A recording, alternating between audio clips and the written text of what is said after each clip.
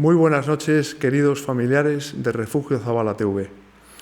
Las 10:30 de la noche y estamos una vez más con un invitado que nos va a abrir su corazón para contarnos cómo Cristo cambió su vida y cómo Cristo puede cambiar la vida también de muchos de vosotros, que a lo mejor estáis alejados de Dios o que no vivís vuestra fe como Dios manda, nunca mejor dicho.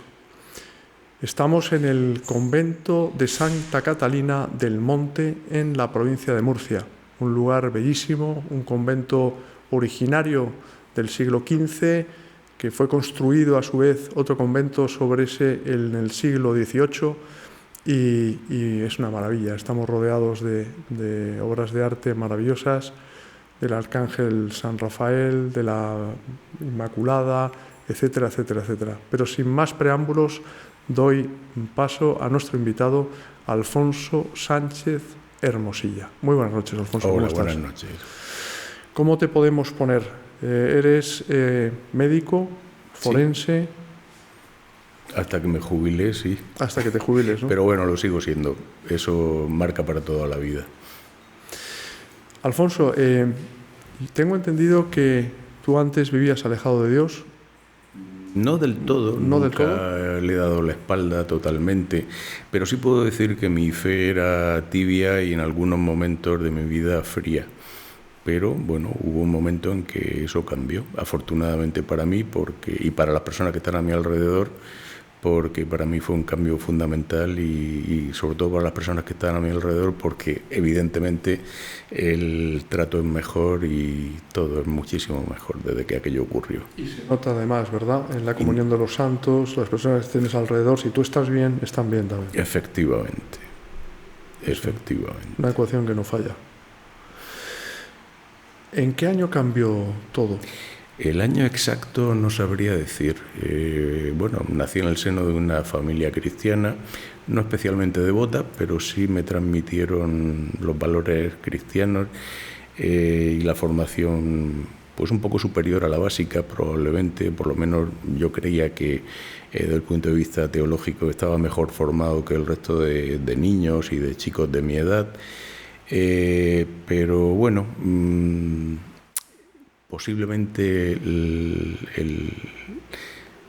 la preocupación por el futuro, por el porvenir, por encontrar un modo de vivir, una subsistencia, una profesión, de crear una familia, pues todo eso me hacía preocuparme más por lo mundano y menos por lo divino, y esa fue la etapa probablemente en la que viví un poco con más frialdad mi fe. Incluso llegué a estar alejado de los sacramentos durante meses y meses, pero bueno, finalmente en algún momento, una vez que ya terminé mi formación académica, cuando ya empecé a trabajar, cuando ya encontré un trabajo no estable, pero por lo menos sí lo suficiente estable como para poder no preocuparme tanto por la subsistencia, cuando ya formé una familia, cuando me casé felizmente con mi esposa hace ya 36 años. ¡Qué bárbaro! 36 años. Sí, eso es un récord hoy en día, creo, por lo que estoy viendo. ¡Qué maravilla! Pues sí, por desgracia. Lamentablemente sí, porque a mí me ha ido fenomenal y solo puedo hablar bien del matrimonio, la verdad. Bueno, pues... Porque hay amor, porque hay amor. Por supuesto, claro. Además recíproco, si no, no serviría de nada. Pues a partir de ahí empecé a preocuparme más por otras cosas menos mundanas. Empecé a profundizar en mi otra vocación, la Sábana Santa. Porque eres uno de los mayores expertos del mundo en la Sábana Santa. Bueno, desde que eras niño ya llamó tu atención, pero ya nos lo explicarás, porque sé que tienes debilidad por la Sábana Santa. Efectivamente. Pero hay un momento que marca un antes y un después en tu vida. ¿Qué sucede? Sí, si no recuerdo mal, voy a dar una horquilla bastante amplia para no equivocarme con la cronología exacta. La referencia temporal tampoco, yo creo que probablemente fue entre el 2000 y el 2002, es decir, hace unos 22, 24 años. Empecé a profundizar, esta vez ya en serio, en la investigación de la Sábana Santa, en lo que había publicado en aquel momento. Yo aún no formaba parte del equipo de investigación. Y bueno, pues ahí fue donde descubrí al Jesús no humano que ya lo conocía bastante bien por el tiempo de investigación previo que llevaba y por mis conocimientos como médico y como forense, ahí fue donde descubrí al Jesús de Nazaret divino, porque una persona normal no pudo hacer lo que hizo a continuación, y no me baso solamente en el relato evangélico, sino que me baso en lo que como científico he podido ver y he podido descubrir en la investigación que estamos desarrollando con la Sábana Santa y con el Sudario de Oviedo. Fue el punto de inflexión. Volví a frecuentar los sacramentos, esta vez ya como Dios manda, nunca mejor dicho, con la frecuencia de vida. Empecé a profundizar en teología, y ese fue verdaderamente el punto de inflexión, y estoy felicísimo de que eso ocurriera. ¿Y qué te hizo ver que Jesús, además de hombre, era Dios? Pues Dios. Lo siento, voy a tener que volver a hablar de la Sábana Santa. La Sábana Santa no solo es una mortaja de una persona que sufrió horriblemente, sufrió exactamente lo mismo que el relato evangélico nos cuenta a propósito de Jesús de Nazaret, pero hay algo que no es falsificable. Podría ser la mortaja de otra persona, ningún problema con eso, pero tiene una imagen que hasta donde sabemos no existe otra en el mundo. No sabemos si ha existido, no sabemos si existirá, pero hasta donde sabemos no hay otra en el mundo, y a fecha de hoy, a pesar de todo lo que ha avanzado la tecnología y todo lo que ha avanzado la ciencia, no sabemos cómo se formó esa imagen. Es tan compleja que ni siquiera somos capaces de replicarla. No podemos hacer nada ni que se le parezca remotamente a fecha de hoy, con lo cual no es falsificable ni hoy ni en el pasado. Ni mucho menos en el pasado, ¿no? Mucho menos. Claro. Mucho menos. Pues se ha dicho, ¿no?, que era una falsificación del medievo. Yo he oído en alguna ocasión. Sí, en muchísimas ocasiones. Bueno, pues muy sencillo, que me digan cómo lo han hecho. Si la ciencia funciona así, pues todos son hipótesis que se dan por válidas cuando hay un soporte experimental y un soporte teórico que lo apoya, hasta que un nuevo experimento pues dice que no, que estábamos equivocados. La ciencia siempre ha avanzado así en el pasado y probablemente lo seguirá haciendo así en el futuro. Pero todas esas personas que dicen que es una falsificación medieval, pues que no me basta con que me lo digan, que me demuestren, claro. Y que me digan cómo lo hizo esa persona o ese grupo de personas, cómo lo hizo. Porque si hoy, con los medios que tenemos, no somos capaces de hacer nada que se le parezca, en el pasado, muchísimo menos. Un científico que sea honesto tiene que rendirse a la evidencia. Efectivamente. Y si es incapaz de demostrar algo, reconocerlo, ¿no? O por lo menos no afirmar categóricamente algo que tampoco puede demostrar. Eso es lo menos que se le pide a un científico. Aunque choque con sus principios, aunque choque con sus conocimientos, con la formación que tenga, pero si no tiene una evidencia científica no puede argumentar, además con pasión, cosas que científicamente no puede rebatir y no puede demostrar. Vamos a entrar de lleno en la Sábana Santa. Como prefieras. Esa prueba, Alfonso, del carbono 14, te hace sonreír. Sí, ya. Como mínimo. Ya. Porque eso, explícanos qué es esto del carbono 14, que además está en boca de muchísimas personas, ¿no? Es decir, si el carbono 14 ha datado la Sábana Santa no en el siglo I, sino mucho después, ¿no? Es que es el único argumento aparentemente científico que rebate la autenticidad de la Sábana Santa. Aparentemente. Aparentemente. Es un dato crudo. Y no voy a entrar en si la metodología que se aplicó fue correcta o no, porque hubo algún error de procedimiento. Tampoco errores severos, no voy a atacarles porque no hubo errores severos de procedimiento, sobre todo teniendo en cuenta la metodología de la época. Estamos hablando del año 88, 89, si no recuerdo mal, y no se aplicaba la metodología exactamente igual que ahora. Pero sí que, para empezar voy a contar un poquito, muy básicamente, qué es el método de carbono 14 para las personas que no están muy familiarizadas con el tema. Es un método de datación de material antiguo, pero que sea necesariamente biológico, de algo que haya estado vivo. Los tejidos antes eran naturales, no como ahora que son sintéticos. Antes era lana de algún animal, habitualmente oveja en el medio europeo, o era algún tipo de materia vegetal. Lo más habitual era algodón o lino. Por lo tanto, como eran plantas que han estado vivas, pues su composición básica es carbono, oxígeno, hidrógeno y alguna cosilla más, y nitrógeno, y luego ya el resto de los elementos de la tabla periódica. pero a la vez que incorpora el carbono normal, todos los seres vivos, incluidos nosotros, estamos incorporando continuamente, sobre todo con nuestra alimentación, las plantas con la fotosíntesis, están incorporando un carbono que no es el normal, es un carbono radiactivo. No nos preocupemos, la dosis de radiación que emitimos, que la emitimos y la absorbemos todos los días, todo se ha dicho, es tan baja que probablemente no nos ocasiona graves problemas de salud. De hecho, incluso puede que nos ayuden un poquito a tener alguna mutación. Algunas de ellas no nos serán beneficiosas, otras sí. O sea que, bueno, no es tan malo. Bueno, esto sigue ocurriendo mientras un ser vivo está vivo. Sigue asimilando carbono 14 y se mantiene más o menos constante dentro de su cuerpo, dentro de su organismo. Cuando ese ser muere, y eso es válido tanto para una bacteria como para un ser humano, deja de incorporar carbono 14 radiactivo del medio, que está en la atmósfera, está en los alimentos, está en el agua, está en todas partes, con lo cual, como es radiactivo, va descomponiéndose con el paso del tiempo y eso sigue una curva de regresión matemáticamente, teóricamente estable, pero luego resulta que no es así, porque nunca ha sido estable el carbono 14 en la atmósfera, ha habido fluctuaciones, lógicamente nada es permanente, nada es constante, todo sube y baja en función de muchísimas condiciones y ese es uno de los errores. Antes se pensaba que el carbono 14 era estable siempre y no es así, es un error metodológico que antes no se tenía en cuenta, ahora sí.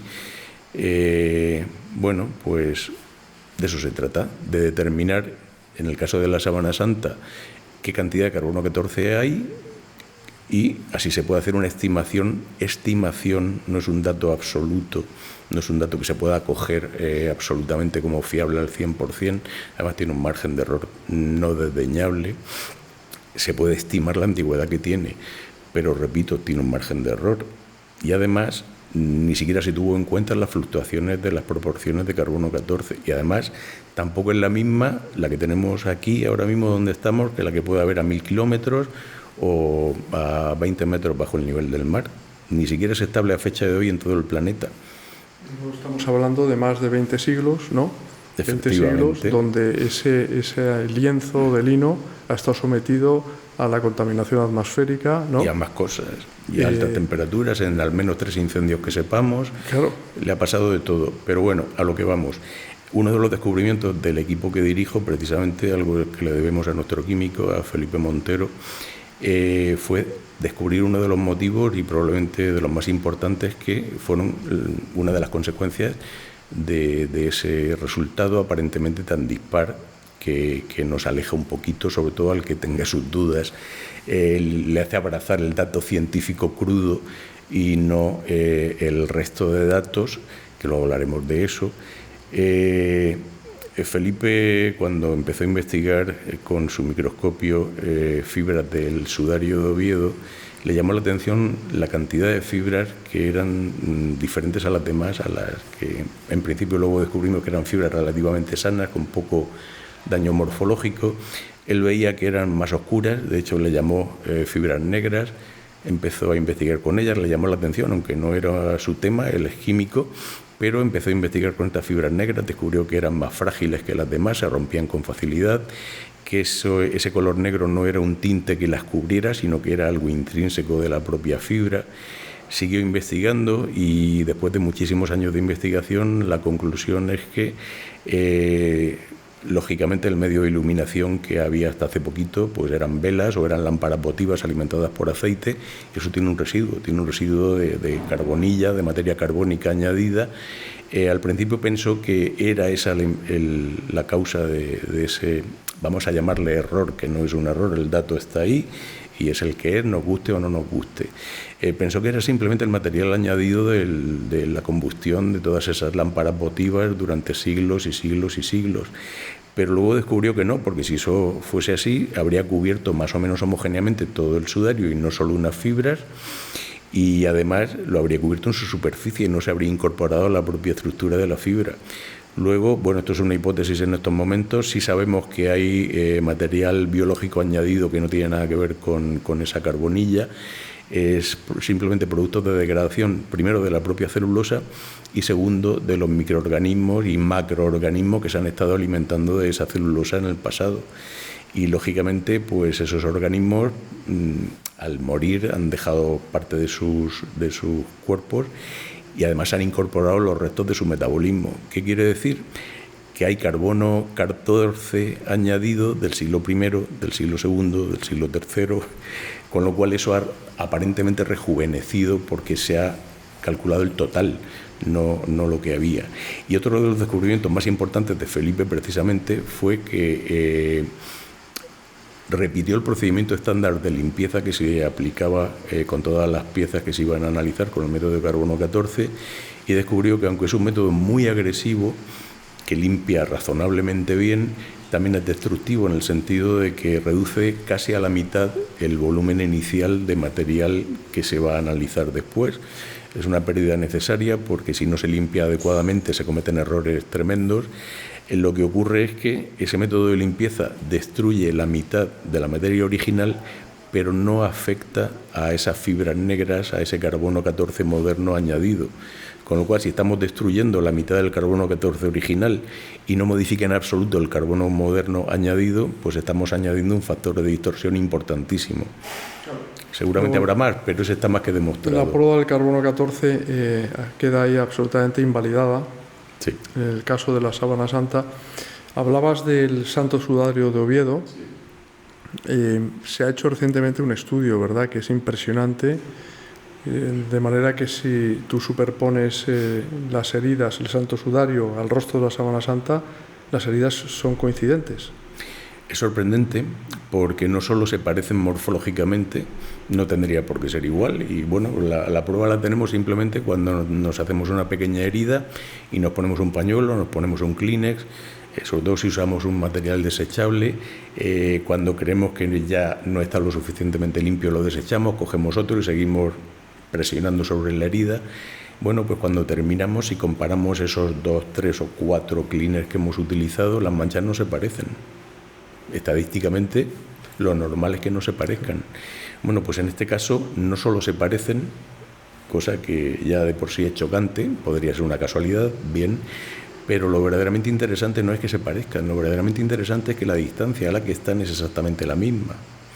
Y cuando digo exactamente, no digo que nos lo parezca al equipo de investigación o que hayamos hecho unas medidas groseras y que la distancia entre ellas es razonablemente acorde.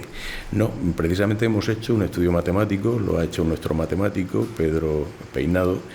Recientemente las conclusiones se presentaron precisamente en Murcia el año pasado en un congreso que tuvimos en la localidad de Abarán y este matemático, utilizando síndone y sudario, las heridas que aparecen en la zona de la cabeza y del rostro, pues concluyó que matemáticamente estamos en condiciones de afirmar, no demostrar, porque en ciencia nunca se demuestra nada, se puede afirmar, se puede poner de manifiesto, podemos afirmar que las heridas están a la misma distancia con un margen de error pequeñísimo, muy por encima de lo necesario para considerarlas como válidas esas mediciones.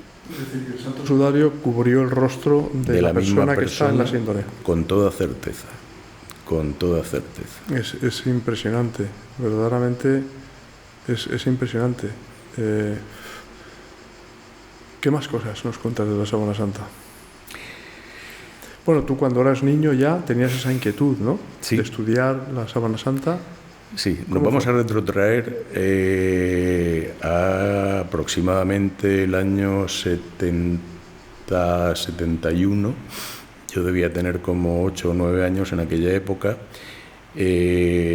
Para los que son muy jóvenes, debo decir que en aquella época solo había 2 canales en televisión, sí, y además eran en blanco y negro, sí, la 1 y la 2. Y la 2 pues prácticamente no existía porque no funcionaba a las 24 horas y los programas pues no... El UHF. Exactamente. Los programas que emitía la 2 no eran atractivos para un niño de 9, 10 años, ni muchísimo menos. Pero como no había muchas opciones, pues una mañana, recuerdo que era Cuaresma, había terminado mis tareas, había terminado de estudiar. Personalmente nunca he sido muy amante de los deportes de equipo, he jugado al fútbol como todos los chavales de mi edad, pero nunca ha sido una pasión para mí. Con lo cual, a media mañana, pues yo no tenía nada que hacer, estaba en casa aburrido, puse la tele, en la primera no había nada que valiera la pena, puse la segunda, que a veces ni siquiera se recibía, aunque estuvieran emitiendo, porque la conexión pues no era muy buena en aquella época, y bueno, sorprendentemente estaban emitiendo un programa, era un documental, empecé a verlo, digo, bueno, vamos a ver esto de qué va. Estaban hablando de la Sábana Santa, precisamente, yo ni sabía que existía en aquella época. Aquello me impactó, me llamó muchísimo la atención, fue un gran descubrimiento en mi vida y desde entonces me ha acompañado en todas las etapas de mi vida, en momentos importantes de mi vida. De alguna manera siempre ha estado presente en la Sábana Santa y bueno, para mí lo verdaderamente chocante no fue solo el descubrimiento de ese objeto y de lo que podía suponer de ser auténtico. Lo que me impactó de verdad fue el comentario de un forense italiano, Giudica Cordilla, que se puso a hablar de lo que él había descubierto, mirando la imagen sindónica, y hubo una frase que para mí fue absolutamente el punto de inflexión de mi vida. Su frase, más o menos, no la recuerdo textualmente, han pasado muchos años y luego la he leído repetidas veces en libros que no son exactos, con lo cual ya no recuerdo muy bien cuál es lo que dijo originalmente y lo que he leído después. Mis recuerdos empiezan a ser un poco confusos en ese sentido.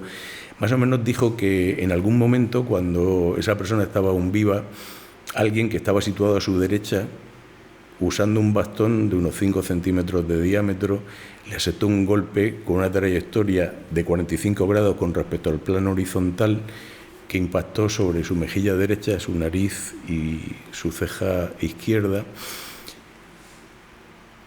Esa frase para mí fue importante porque en ese momento yo decidí que me iba a dedicar profesionalmente a la medicina legal y forense y además decidí que como segunda actividad iba a dedicarme a investigar la Sábana Santa de Turín. Y bueno, pues al final Dios ha querido que sea así y conseguí esos dos objetivos a lo largo de mi vida, sin esperarlo. Al principio, evidentemente, pues no había muchas publicaciones, tampoco había internet, no había grandes cosas en las bibliotecas y por mucho que buscaba, pues mi sed de conocimiento en ese sentido nunca se saciaba porque llegaba muy poquito y muy distorsionado. Muy pronto me di cuenta que había mucha mala información, por no decir información falsa, que también... Tendenciosa incluso en los primeros momentos, incluso en personas que aparentemente, incluso ellos creen que están a favor de este objeto, bueno, pues aceptan como válidos datos que no lo son y que además dejaron de considerarse válidos hace muchísimo tiempo. A mí me da pena ver sobre todo en divulgaciones, en publicaciones meramente divulgativas, no científicas, que se están dando válidos datos que hace muchísimo tiempo la ciencia demostró que no son. Y es una pena porque no solo de alguna manera estamos engañando a las personas que lo leen, sean creyentes o no, sino que además le estamos dando argumentos a las personas que están en contra. Dicen, no, es que ustedes están diciendo esto, aquello y lo demás allá, y la ciencia ha demostrado que no es así. Con lo cual, flaco favor le estamos haciendo al que tiene una fe endeble, porque puede hacer que se tambalee, y encima le estamos dando herramientas al adversario para atacarnos. Fíjate, Alfonso, Jorge Manuel Rodríguez Almenar, a quien mandamos un abrazo muy fuerte desde aquí, ¿verdad? Saludos. Me comentaba que, ahora mismo no recuerdo el nombre, un científico israelí, puede ser, judío, seguro, se había rendido a la evidencia porque era incapaz de explicar que, pues, esa impresión del hombre de la síndrome, ¿no?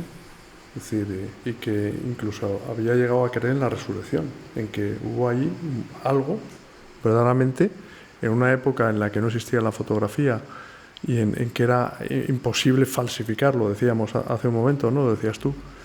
Y llegó a reconocer públicamente que eso no tenía explicación científica y que él creía en que... Si no estoy equivocado, era un botánico que se llamaba Binoam Danim, si no estoy equivocado. Puede ser, no lo recuerdo, pero me llamó mucho la atención. Los pólenes y, bueno, no solo los pólenes, una cosa llegó a la otra, profundizó, leyó lo que habían publicado otros, se puso en contacto con otros investigadores y, bueno, pues tuvo su propia trayectoria y su propia conversión, según parece. Pero sin ser un científico, en mi caso, ni muchísimo menos, pero cuando te pones delante de la síndrome, y la contemplas, dices, joder, es que esto es imposible que haya sido falsificado, ¿no? O sea, esto... Absolutamente. No sé. He tenido la suerte de estar delante. Es que además es algo como casi tridimensional, ¿no? Lo es. Lo es. Fíjate, no sin casi. Tiene información tridimensional. Otra cosa sorprendente y que una fotografía no puede hacer. Y lo sorprendente no es que la tenga el propio objeto en sí, la propia síndone, sino que fotografías tomadas de la síndone, cuando son de buena calidad, también contienen información tridimensional. No tanta, lógicamente, porque sea el píxel con la fotografía digital de hoy en día, sea el grano de la emulsión con la fotografía analógica que había antes, pues no puede reproducir exactamente con la misma calidad y ya no es tan... Explícanos qué significa exactamente información tridimensional. Es decir, que el cuerpo de Jesús está... no lo sabemos. Y he dicho, no lo sabemos. Y no me arrepiento de lo dicho y no cambio una coma. No sabemos qué ha pasado ahí, no sabemos qué otra información contiene. Hay información tridimensional referente al cuerpo. Parece ser que hasta unos 8 centímetros y medio de profundidad hay información. Hay quien habla de que tal vez esté la presencia marcada de algunas estructuras óseas. Yo sinceramente no estoy convencido, pero tampoco lo rechazo de plano, simplemente porque no es mi tema, no es mi ámbito de investigación. De huesos sí sé, pero no sé no sé prácticamente nada de mecánica cuántica, no sé prácticamente nada de la tecnología de la imagen, con lo cual pues no sé hasta qué punto eso puede estar ahí o no, pero como no tengo esa información y no tengo esa formación... ¿De acuerdo todos los especialistas y hacéis como un... ¿no? Sí, claro, por supuesto. Un acopio de... El tema es tan complejo que no hay ninguna persona en el mundo que sea capaz de investigar en todos los ámbitos. Ni la hubo en el pasado, ni evidentemente la hay hoy en día con la diversidad y profundidad con la que se debe de investigar. Es el objeto más estudiado del mundo, ¿no? Lo siento, debo decir que no. ¿Cuál es el objeto más estudiado? El sudario de Oviedo. El santo sudario de Oviedo. Sorprendentemente. Fíjate. Y lo puedo decir con la boca llena porque somos nosotros, nuestro equipo de Ledices, el que ha investigado el sudario de Oviedo, y puedo decir que no se le ha hecho ninguna investigación utilizando ninguna metodología a la síndrome de Turín que no se le haya aplicado el sudario de Oviedo, más bien al contrario. Por ejemplo, en estudios genéticos, en el sudario de Oviedo se ha investigado el ADN mitocondrial, cosa que no se ha hecho con la síndrome de Turín. Así que lo siento, pero el objeto más estudiado no es la síndrome. Para aprender cosas. Es el sudario de tan Oviedo. Importantes como esta que acabas de decir. Por ejemplo. Fíjate, pues se dice. Que lo sé y se publica y se sigue escribiendo. Y me da mucha pena. Yo no soy vehemente para rebatir eso, pero tampoco sería honesto ni sería justo si no lo dijera. Hombre, claro, hay que decir la verdad por encima de todo. Efectivamente. Guste o no guste. Aunque parezca que estamos faltando a la modestia, pero es que es así. Es así, es un hecho. Es un hecho. Y estás hablando además como científico. Absolutamente. O sea, ya otro plano es el plano de la fe. Bueno, es que en mi caso, sorprendentemente, una cosa llevó a la otra. No recuerdo quién dijo que cuando bebes el cáliz de la ciencia, el primer sorbo te aleja de la fe, pero cuando estás llegando al fondo del cáliz te une a ella. Pues en mi caso fue así. En mi caso fue absolutamente así. Cuanto más conocía sobre el mundo, sobre el ser humano y sobre la síndrome, pues más convencido estaba de que mi fe no era algo que estaba ahí y que era casi ajeno a mí, que podía serme de ayuda en algún momento de debilidad, en algún momento de frustración. Cuando había problemas, pues es una suerte tener la fe a la que agarrarte porque te ayuda mucho a sobrellevar todo este tipo de situaciones. No, descubrí que mi fe tenía una base científica, sorprendentemente. Hubo unas pruebas, unas investigaciones en su día de la NASA, ¿no? Otra cosa que se publica y que no es cierto. A ver, por eso te hemos invitado a Refugio Zavala, claro. La NASA como entidad jamás ha tenido el más mínimo interés en este objeto y jamás ha investigado con este objeto, jamás.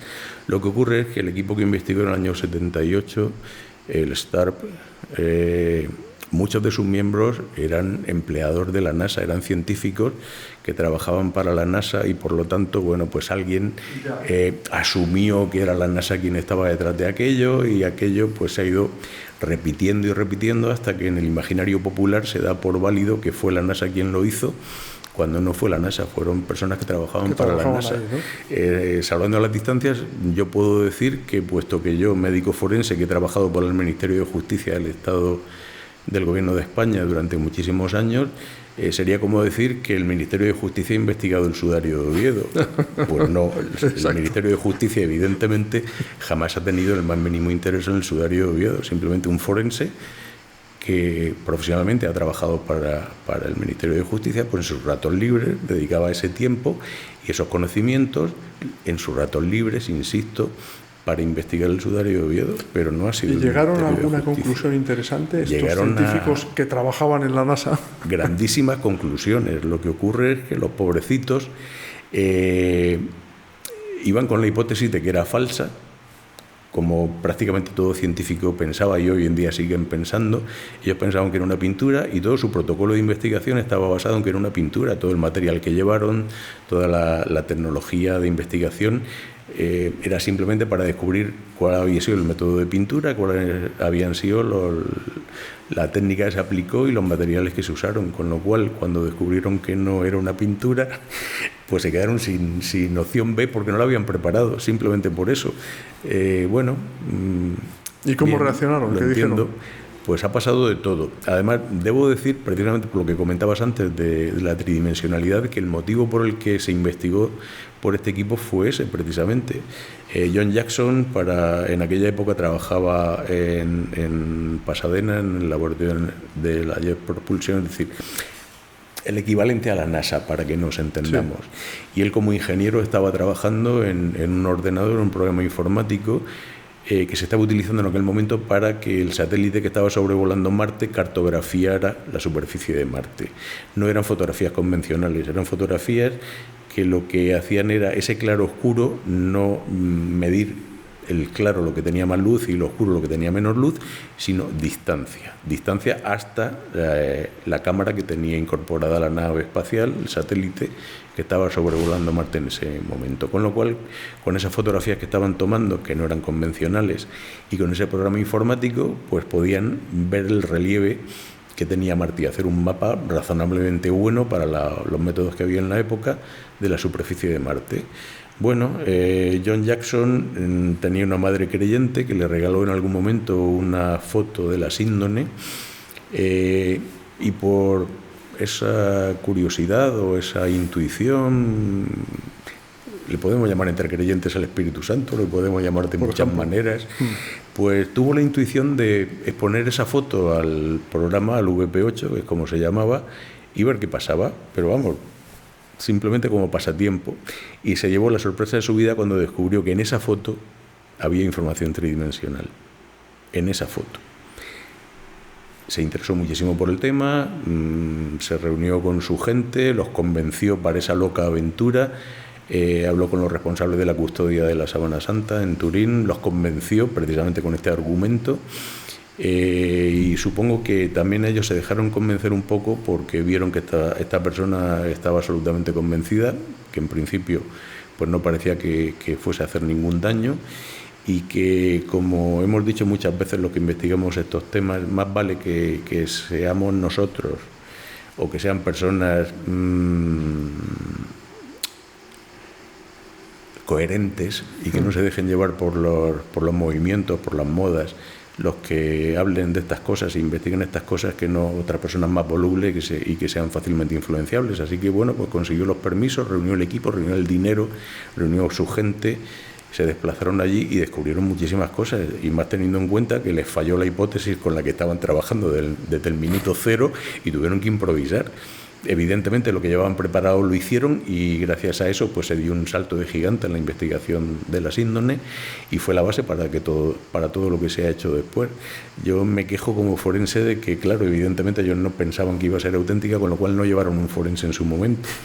Lo tuvieron que añadir después, pero ya no estaba allí, con lo cual tuvo que empezar a trabajar a partir de fotos, a partir de datos que él no había recopilado y que a lo mejor no estaban recogidos en los sitios en los que él hubiera querido mirar o yo hubiera querido mirar.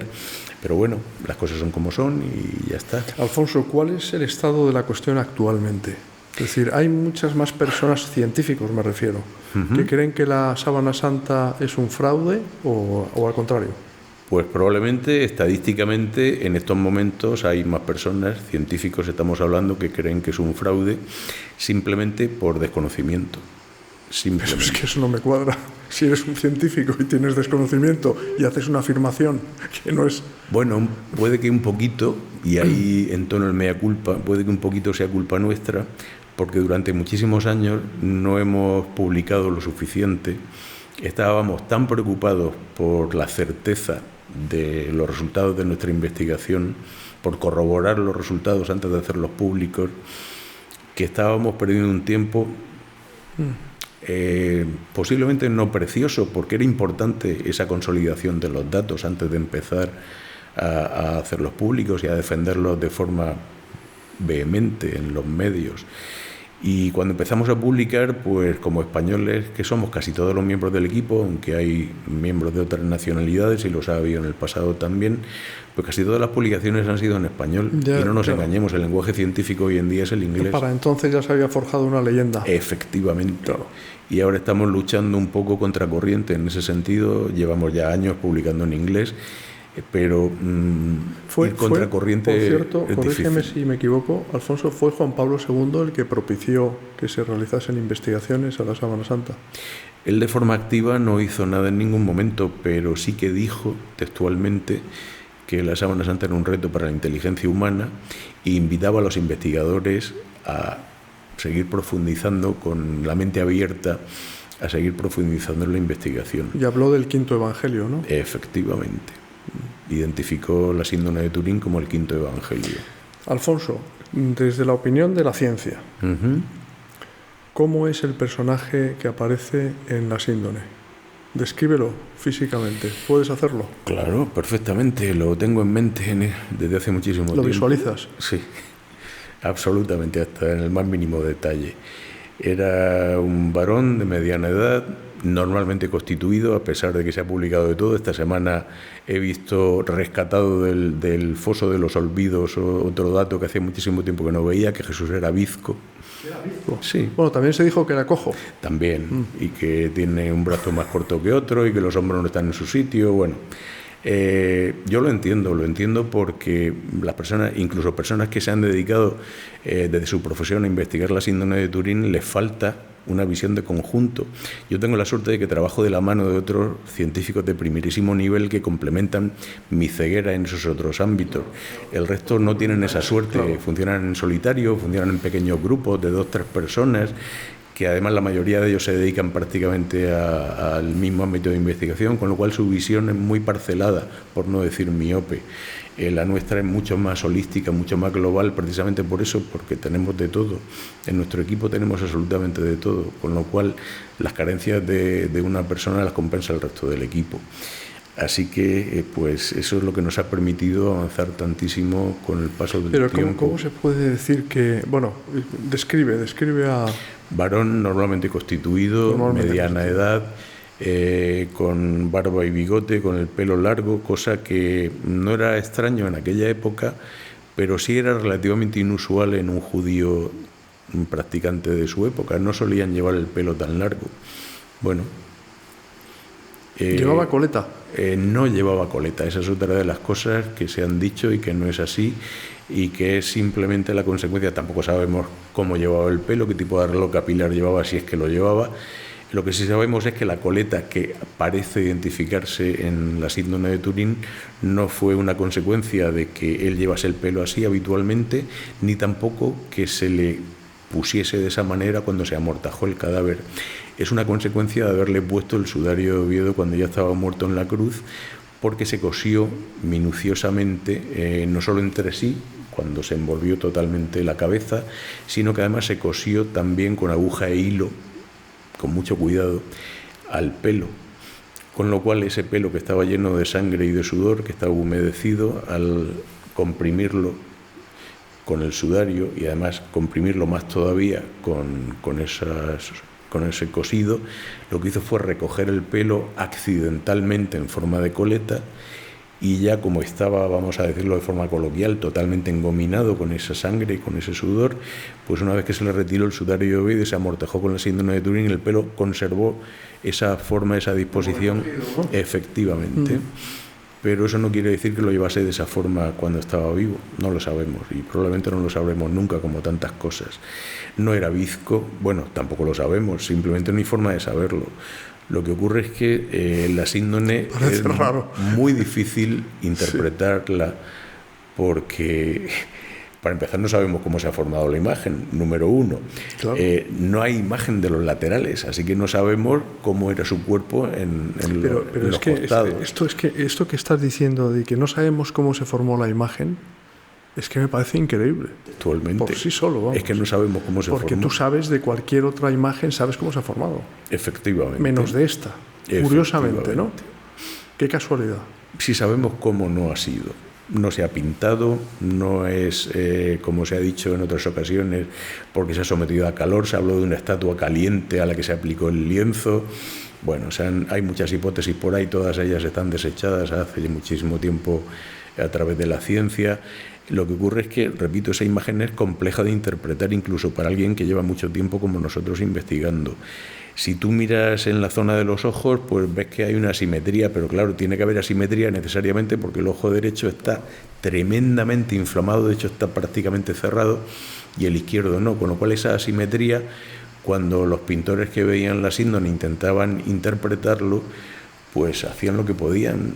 Desde su perspectiva artística hacían lo que podían y representaban más o menos lo que estaban viendo y lo que estaban interpretando. Y de hecho, bueno, lo sé por propia experiencia, porque hace muchos años ya estaba investigando con síndrome y sudario. Tuve un momento de mi vida, tuve un accidente de tráfico que me obligó a guardar reposo durante unos meses. Afortunadamente mi mente estaba intacta y yo me aburría. Yo nunca he estado sin hacer nada, nunca he sido una persona de ver televisión, nunca he sido una persona de jugar al dominó, todas esas actividades que se supone que hacemos las personas mayores. Así que, bueno, siempre he tenido una cierta inquietud artística, pintaba cuando era joven, así que rescaté las plumillas y las cartulinas e intenté hacer una representación de la síndrome de Turín en negativo. Yo ya tenía la fortuna de tener un buen negativo fotográfico, con lo cual lo tenía relativamente fácil. Bueno, pues a pesar de saber que yo estaba dibujando un negativo fotográfico, a pesar de saber que debía representar un negativo fotográfico, mi subconsciente me traicionaba y en cuanto me descuidaba yo estaba dibujando en positivo. Así que si yo, que sabía lo que era, cometía errores, pues una persona del siglo XV, del siglo XVI, del siglo XVII, pues necesariamente cometía los mismos que yo, por muy artista que fuera, y más. Pero no, acabas de decir que no es una pintura. No es una pintura, no es una pintura, pero hay muchas personas que lo han pintado. ¿Cómo puedes decir que es un fraude? No que lo digas tú, me refiero. ¿Cómo se puede decir que es un fraude y al mismo tiempo desconocerse cómo se ha formado esa imagen? Pues muy sencillo, porque es la postura más cómoda. Porque si aceptamos que Jesús de Nazaret es hijo de Dios y que Dios existe, eso supone que todos y cada uno de nosotros tenemos que mirarnos el ombligo, todos, y hacer cambios en nuestras vidas. Y para un creyente con una fe sólida, pues no es un problema demasiado severo, porque ya lo intentamos más o menos en la medida de nuestra capacidad. Pero una persona que está alejada de la fe, o que se considera agnóstico, o que se considera ateo, sinceramente...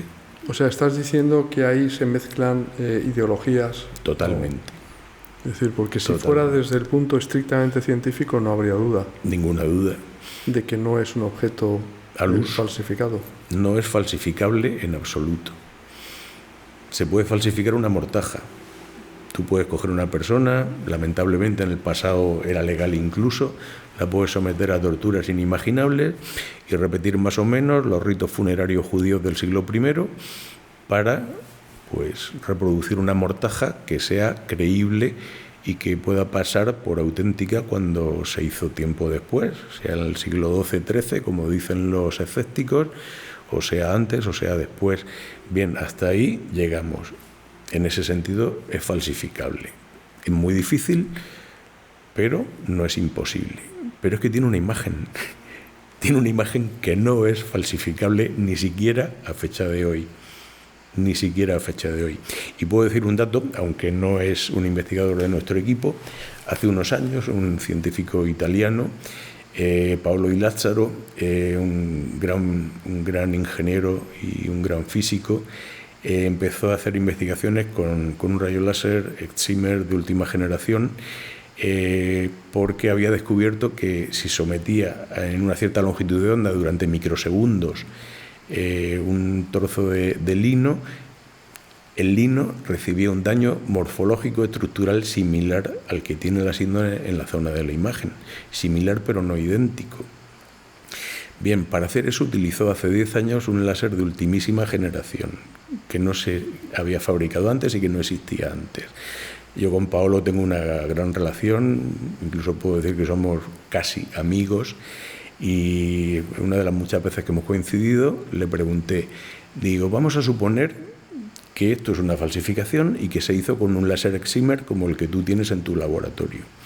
¿Qué necesitarías para hacer algo similar a la síndrome, aunque no sea exactamente igual, en un plazo de 72 horas, para reproducir un poco desde que se enterró hasta que descubrieron que la tumba estaba vacía?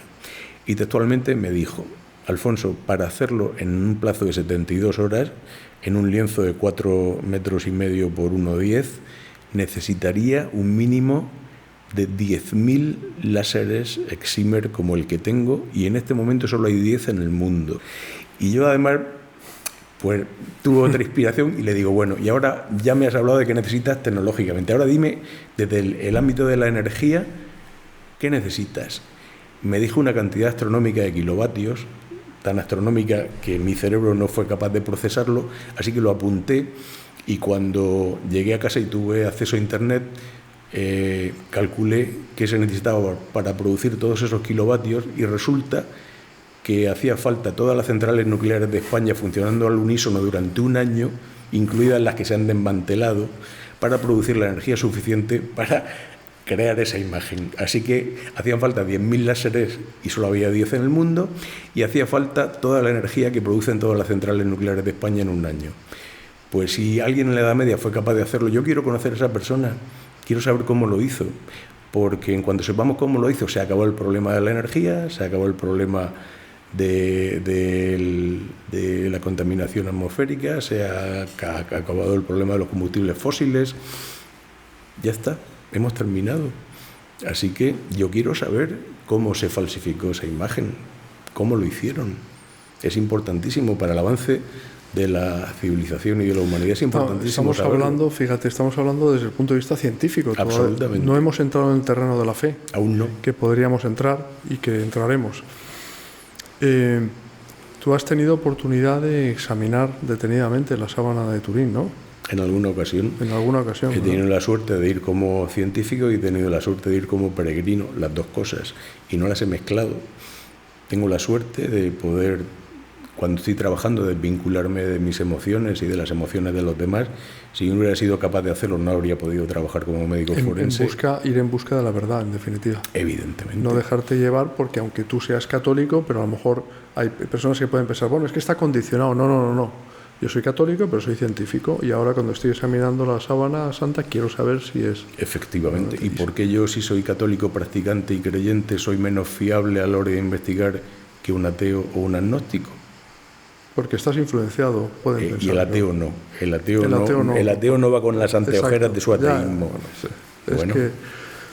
Es un problema de actitud, ¿no? De honestidad, en definitiva, de rigor. De rigor. Es decir, vamos a ver, hay cosas que se pueden demostrar y hay cosas que no se pueden demostrar. Y si no se puede demostrar algo, cómo se ha formado esa imagen, yo no voy a decir que eso es un fraude, ¿no? Por supuesto que no. No se puede decir desde el punto de vista científico. Tampoco puedes decir cómo se ha formado. No, en estos momentos no. Claro. Ni muchísimo menos. ¿Y tú crees que habrá algún momento en el que se pueda decir? No lo sé. Si eso ocurre, desde luego nuestra ciencia y nuestra tecnología tendrá que haber avanzado muchísimo. Es que es impresionante, claro. Absolutamente. Es algo que yo recuerdo, fíjate, cuando estuve en San Giovanni Rotondo, donde vivió el Padre Pío en el convento, año 2010, fui a entrevistar pues, a hijos espirituales del Padre Pío, entre ellos al sacerdote que le administró la unción de enfermos al Padre Pío, el Fray Paolo Covino. Y él me dijo, nunca lo he escuchado eso, que una vez estando con el Padre Pío ante una imagen de la Sábana Santa de Turín, el Padre Pío, San Pío de Pietrelcina, le dijo: ese es el lienzo que envolvió el cuerpo de Cristo. Ahora estamos en el terreno de la fe, ¿de acuerdo? Estamos en el terreno de la Yo fe. como devoto del Padre Pío, para mí digamos que eso puede ser como un Nilostat, ¿no? Es decir, Vamos a el hacer Padre Pío veía más allá, ¿no? Decía, todos los dones que él tenía de introspección de conciencias, de profecía, bilocación, estigmas, etcétera, etcétera, ¿no? Meteorito del medievo en pleno siglo XX, ¿no? Y sin embargo, él le autentificó a Fray Paolo Covino la Sábana Santa. Te voy a hacer un pequeño viaje de la ciencia hasta la fe con el tema de la autenticidad. Y me explico, como científico, no hoy, nunca, ni yo ni nadie podrá decir que la síndone y el sudario envolvieron el cuerpo de Jesús de Nazaret. Porque siempre cabe la posibilidad, por remota que sea, y conforme vamos avanzando esa posibilidad se hace mucho más remota, siempre cabe la posibilidad de que sea otra persona y no. Eso debería decirlo un científico honesto. Científico, Claro, exactamente. eso es. Exactamente. Pero es que resulta que cada vez es más remota esa posibilidad. Es tan remota que con muchos menos datos ahora mismo estamos dando por válido, por ejemplo, la teoría de la relatividad, con muchos menos datos a favor. Y en esa teoría de la relatividad están basados la tecnología con la que nos están grabando en este momento, la tecnología con la que las personas que nos están viendo y escuchando lo están haciendo, los medios que transportan esa información desde este punto y este momento en el tiempo hasta donde estén ellos y en qué momento de sus vidas y de la historia lo estén haciendo, pues todo eso está basado en la teoría de la relatividad y no está tan demostrada como la autenticidad de la síndone de Turín, por poner un ejemplo. Bueno, pero además el hombre, digámoslo, para nosotros ya sabemos quién es el hombre, ¿no? Pero el hombre de la síndone de Turín, se ven de modo fehaciente las señales provocadas por el casco o el bonete de espinas. Efectivamente. En aquella época era rarísimo, o no hay casos que se conozcan, nada más que el del hombre de la síndone, que fuera crucificado y que le hubiera sido... En aquella época sí, con posterioridad lamentablemente pues hay algún mártir, incluso algunos no conocidos, que sí se le aplicó esa tortura. Pero vamos a seguir avanzando en ese camino que yo te proponía, de la ciencia hasta la fe. Si nos basamos en la ciencia, la síndone de Turín se aplicó para cubrir el cadáver de una persona a la que en la Edad Media, probablemente en el norte de Francia, en Lirey o en su proximidad, se le aplicó exactamente la misma tortura estando vivo, no siendo cadáver. Murió en la cruz, fue flagelado previamente, se le puso una corona de espinas, sufrió exactamente el mismo tipo de maltrato físico que se relata en los evangelios, recibió golpes sobre todo en el rostro, perfectamente identificables. En el caso de la síndone de Turín, eso se lo hicieron a alguien en el siglo XIII en el norte de Francia. Hablando del sudario de Oviedo, eso se le hizo a alguien en Toledo, porque en el siglo VII, que ha sido la datación que el carbono 14 ha arrojado sobre las muestras del sudario de Oviedo, lo hemos repetido 3 veces, no una ni dos, 3, pues eso mismo se le hizo a una persona en Toledo. Pero es que resulta que esa persona era la misma, y que me expliquen cómo una persona exactamente la misma estaba en el siglo VII en Toledo y en el siglo XIII en el norte de Francia. La misma. Las mismas facciones, las mismas proporciones del cráneo, las mismas proporciones del rostro, las mismas heridas, a la misma distancia, con muchos menos datos. Cualquier sistema judicial del mundo hoy en día está condenando a los inculpados a condenas pues larguísimas en este país, a cadena perpetua en otros países y a pena de muerte en otros países, con muchísimos menos datos a favor. Eso es lo que puedo decir desde el punto de vista de la ciencia. ¿Cuál es nuestro candidato número 1 para ser el hombre de la síndone y el hombre del sudario? Que repito, es el mismo. Pues el candidato número 1 es Jesús de Nazaret. Pero es que, como dice nuestro matemático Pedro Peinado, es que no tenemos candidato B ni candidato C, que posiblemente lo haya y no podemos descartarlo, y estadísticamente pues hay una posibilidad remotísima de que otra persona en el siglo I se le aplicase la misma tortura, se amortajase de la misma forma, le ocurriera exactamente lo mismo. Es improbable, pero no podemos decir que es totalmente imposible. Pero, repito, cada vez la posibilidad es más remota todavía. Así es, así es. Pero a mí me parece tu postura muy prudente, ¿no?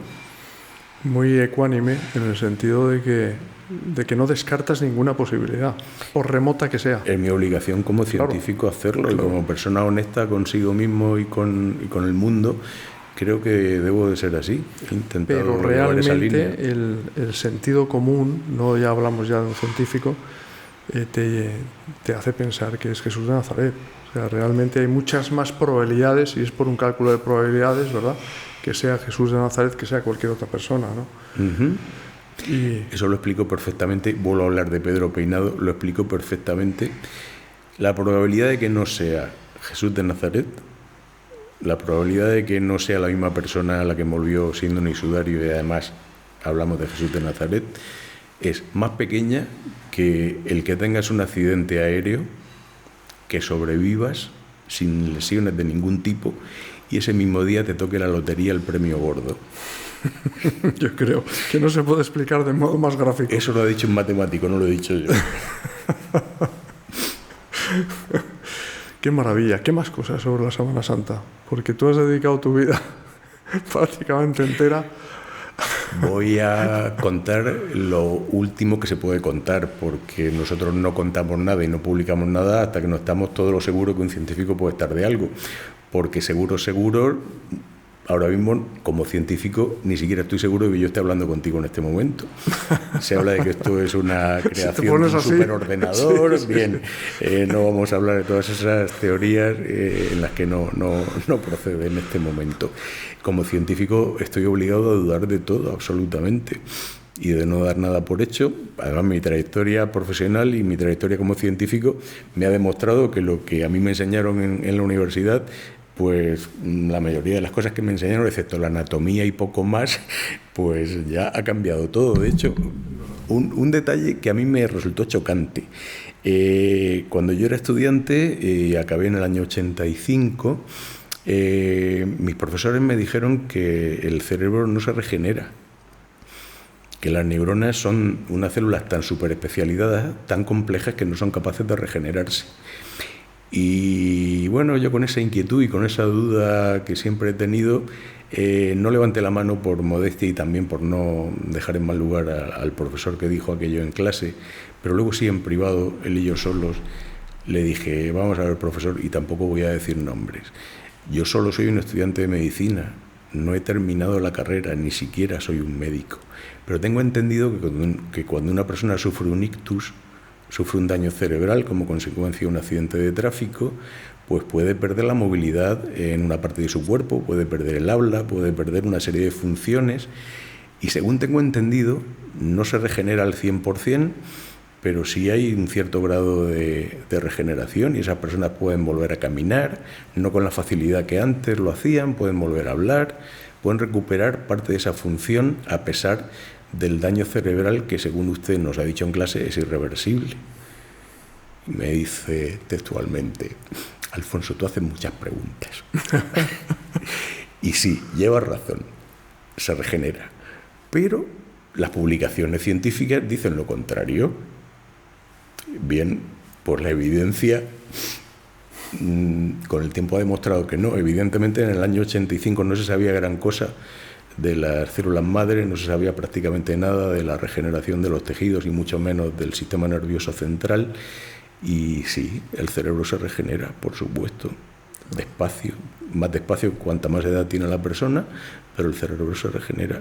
Así que eso ya me hizo sentar las bases de no dar por hecho nada, de no dar por bueno nada, y de que la información que yo tengo no es estable, al contrario, es inestable, y cualquier nuevo descubrimiento científico, cualquier nueva evidencia científica puede hacer que cambie mi concepción de la ciencia, mi concepción del mundo.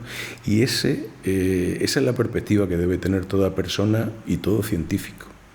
Así es, así es.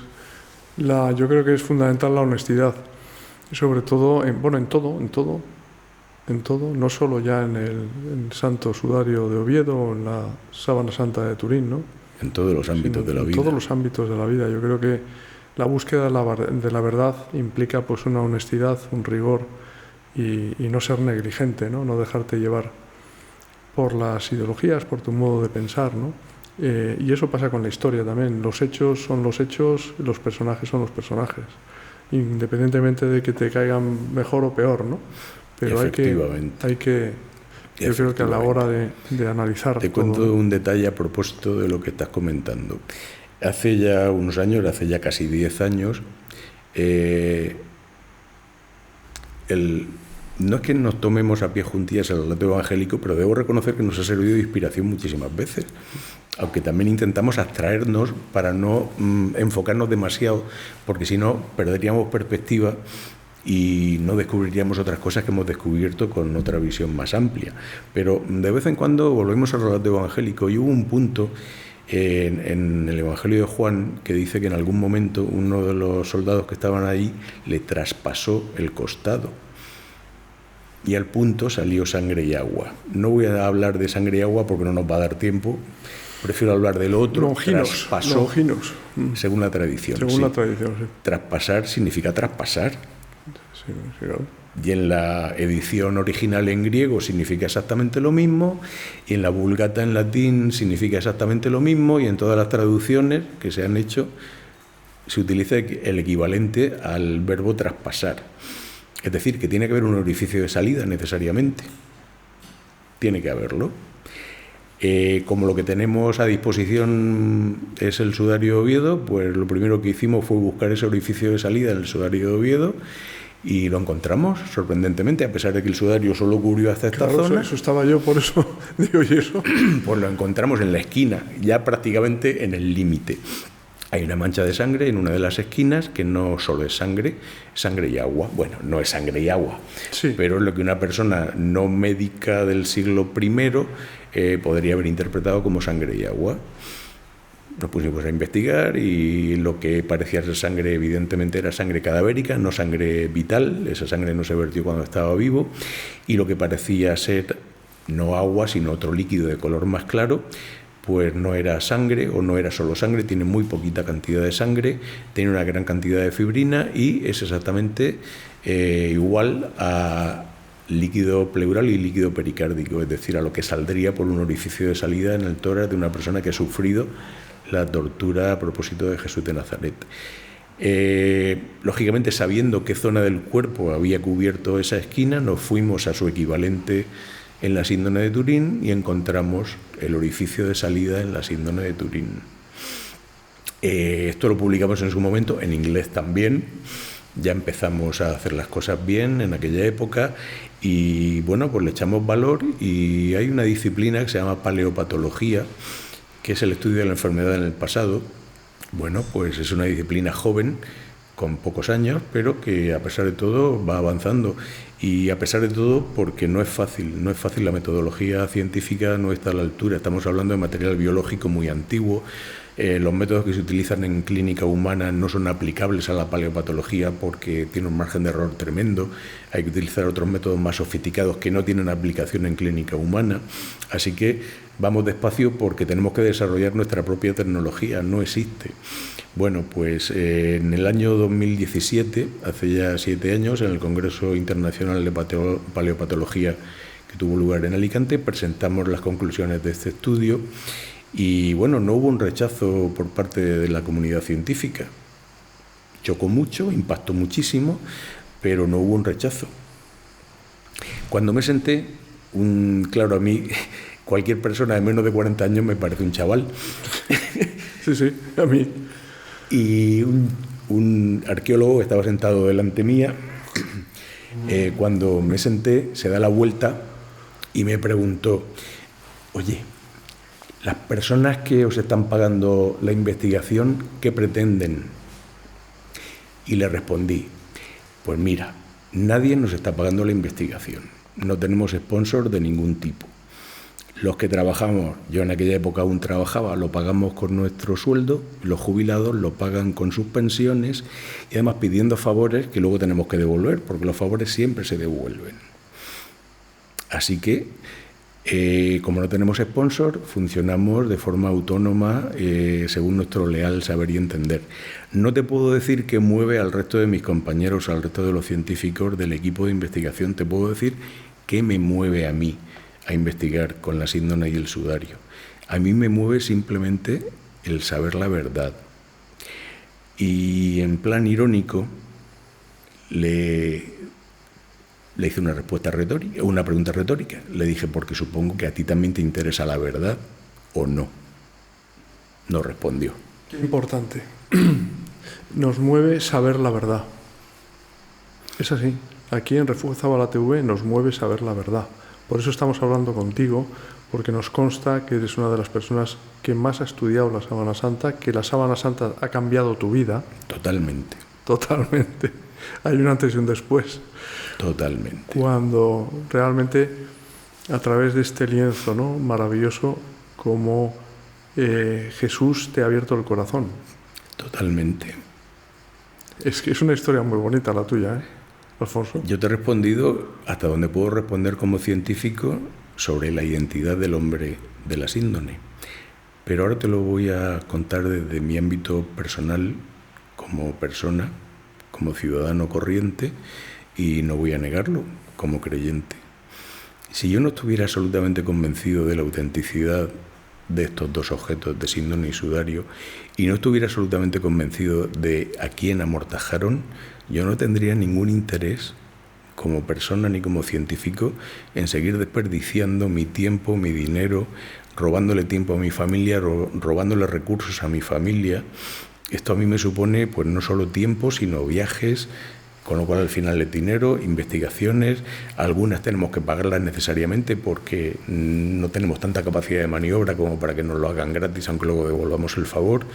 Bueno, pues yo no gastaría ni un euro y mi esposa no me lo permitiría tampoco, evidentemente.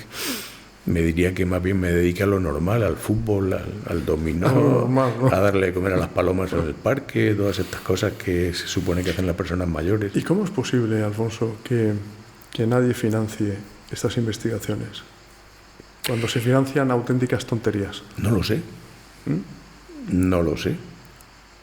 Sinceramente no lo sé. A mí es que me dejas perplejo, ¿no? Realmente que haya profesionales científicos de tu talla en distintos ámbitos que estén estudiando no un objeto cualquiera, estamos hablando del Santo Sudario, de la Sábana Santa, y no reciban subvenciones, ayudas, que tengan que estar saliendo de vuestro bolsillo el dinero a costa de provocar, pues eso, quebrantos, ¿no?, a vuestras familias. Y a mí es algo que es que verdaderamente me resulta inconcebible. Desde el ámbito público en este país lo entiendo, sin pretender disculparlo, lo entiendo. No tenemos más que mirar a nuestro alrededor, cómo está nuestra sociedad, cómo están nuestros políticos, de todos los colores, lamentablemente. Desde el ámbito público lo entiendo, desde el ámbito privado no tanto, porque sí que reconozco que ha habido personas y personas particulares con posibilidades económicas importantes que han contactado con nosotros, que han manifestado su interés, no curiosidad, que hemos empezado a hablar. Sí, pero que a la hora de la verdad, pues al final lo han considerado de otra manera y lo respeto, es su dinero, evidentemente. No voy a ser yo quien le diga cómo gastarlo ni en qué gastarlo, evidentemente. No tienen que compartir mi pasión, ni muchísimo menos. Así que no lo sé. Bueno, y Alfonso, yo creo que hemos llegado al término de esta conversación, que no entrevista, te lo decía al principio, y ha resultado ser verdad, ¿no? La verdad que nos has dado una soberana lección, ¿no?, sobre la Sábana Santa, ¿no?, que es, con independencia ya, ¿no?, de tus creencias religiosas, de que creas que es Jesús de Nazaret, y yo particularmente lo creo, por fe, pero resultaba vital, ¿no?, ese punto de vista científico para descartar errores de bulto que se siguen difundiendo hoy día y dejar las cosas en su sitio, ¿no? Y yo te agradezco la honestidad con la que has hablado, siendo tú católico practicante, has dejado al lado tu catolicismo para hablar de ciencia sobre un objeto, o dos objetos, mejor dicho, ¿no?, tan importantes como el sudario y la Sábana Santa. Te doy las gracias de todo corazón, Alfonso, porque es una gozada hablar contigo, sobre todo escucharte. Gracias a ti por invitarme. Voy a despedir el programa a nuestros queridos más de 200.000 hermanos ya, familiares de Refugio Zabala, desde este convento de Santa Catalina del Monte, provincia de Murcia, lugar maravilloso donde los haya. Si tenéis tiempo para hacer una escapada, veniros aquí porque merece la pena. Todos los alrededores, en la falda de una colina, en fin, es un lugar maravilloso, ¿no? Y aquí os vais a encontrar con Dios. Un convento franciscano que queremos agradecer, ¿no?, la gentileza de habernos acogido aquí para poder hacer este programa especial sobre la Sábana Santa de Turín, el Santo Sudario de Oviedo, con uno de los mayores expertos del mundo, Alfonso Sánchez Hermosilla. Y deciros, amigos, que Dios os bendiga a todos, que os esperamos el próximo jueves a las 10:30 de la noche.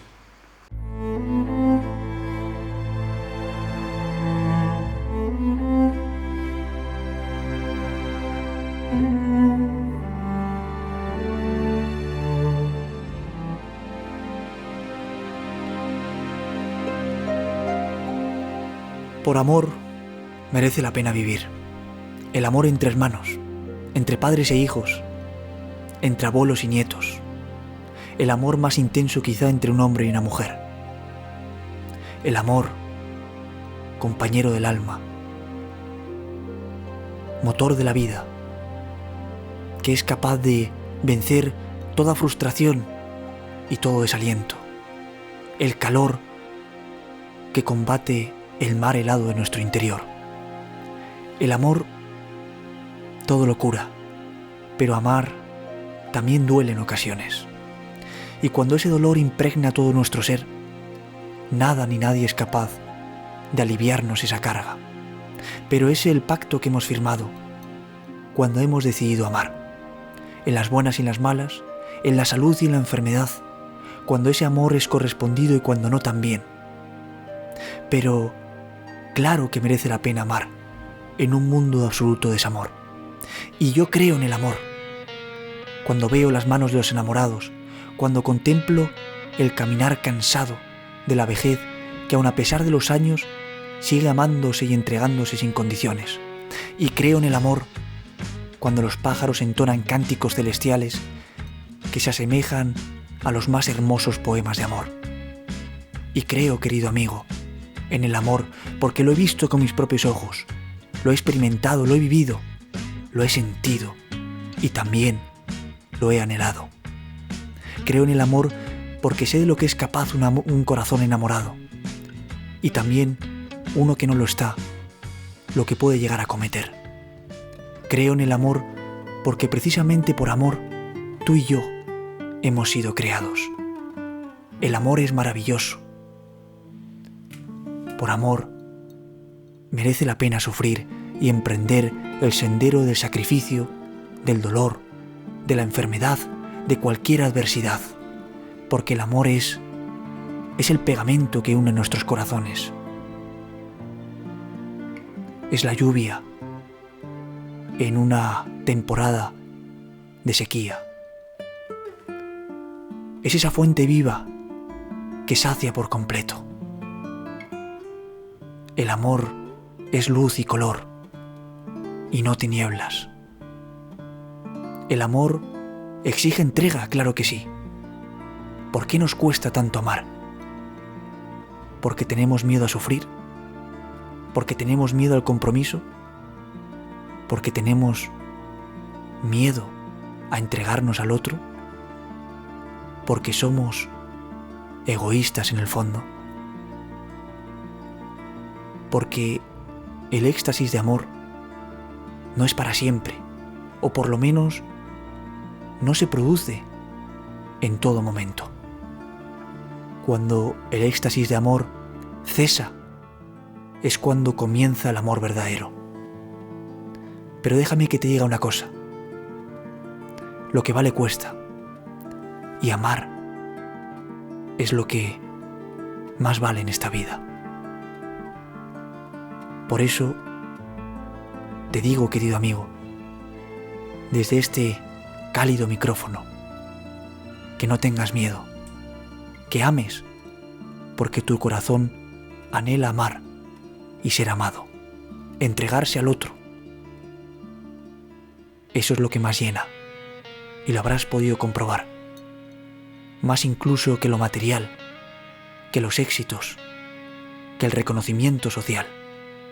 Cuando un corazón se siente amado y ama sin condiciones, es el corazón más feliz del mundo, porque lo tiene todo.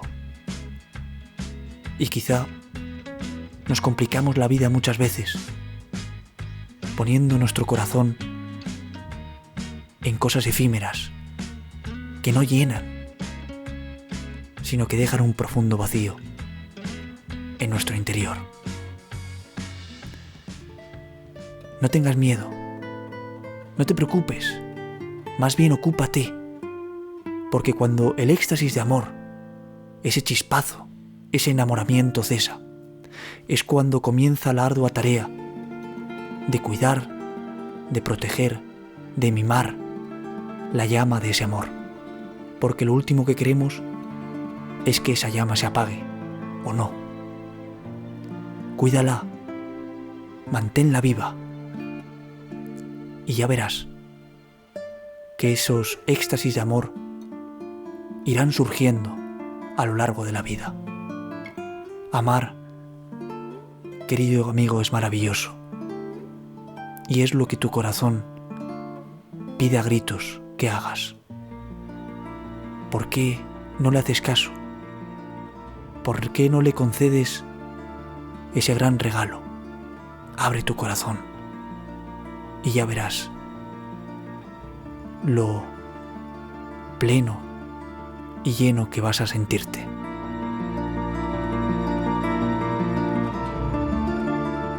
Siempre que escuche reír a la alegría, yo te recordaré. Siempre que me hiera la hermosura, volveré a ti los ojos.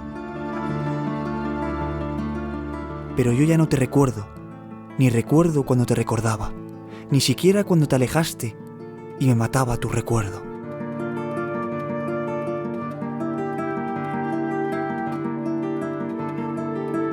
No obstante, como una incomprensible madeja blanca, tu ausencia me rodea. Te he olvidado por el mundo entero, pero siempre nos duele la hermosura cuando se lleva su impalpable daga.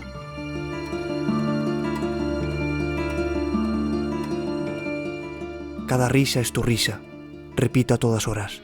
Justo sería que estuvieses aquí a mi lado, sin haberte ido. O que volvieras. Ay, o que volvieras.